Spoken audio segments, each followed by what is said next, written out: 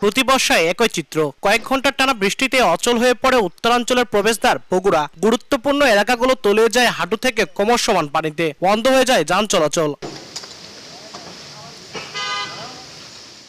সবচেয়ে বেশি দুর্ভোগে পড়েন নগরীর নারুলী, কৈপাড়া, শিউজগাড়ি, বাদুরতলা, মালগ্রাম, চেলোপাড়া ও খান্দার এলাকার বাসিন্দারা।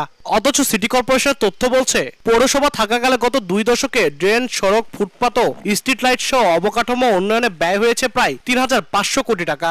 এর বড় অংশই গেছে ড্রেন নির্মাণ ও সংস্কারে।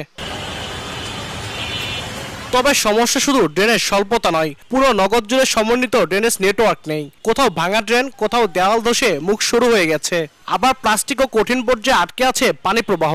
সিটি কর্পোরেশনের তথ্য মতে প্রায় 991 কিলোমিটার সড়কের বিপরীতে ড্রেন রয়েছে প্রায় 900 কিলোমিটার। তবে এর মধ্যে প্রায় 400 কিলোমিটারই কাঁচা। দেশ জুড়ে যে কোনো কেনাকাটায় 10,000 টাকার বেশি অফার, তাই পেমেন্ট মানেই বিকাশ।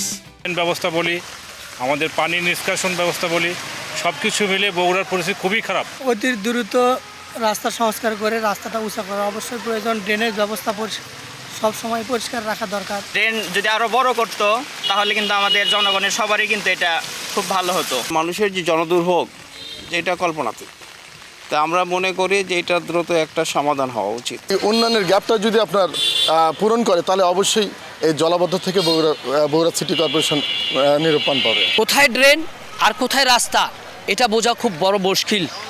এর জন্য ড্রেনেজ ব্যবস্থার কাজ করা দরকার, রাস্তাঘাটের সংস্কার করা দরকার। ড্রেনগুলো পরিদর্শনের পর পরিকল্পিতভাবে নির্মাণের কথা জানালেন সিটি প্রশাসক। ড্রেনগুলো যে ছিল আপনার 2 ফিট চওড়া, সেগুলো 5 ফিট চওড়া করা হচ্ছে। এই ফলে আমার মনে হয় এই রাস্তার এই পাশের পানিগুলো অতি সহজে নিষ্কাশন হয়ে যাবে। একটু ধৈর্য ধরুন, আমার বিশ্বাস আগামী 2-3 মাসের মধ্যে আমরা একটা ফলাফল পাবো ইনশাআল্লাহ। 70 বর্গ কিলোমিটার আয়তনে নবগঠিত বগুড়া সিটি কর্পোরেশনে বাস করেন প্রায় 10 লাখ মানুষ। আব্দুল আউয়াল, সময় সংবাদ, বগুড়া।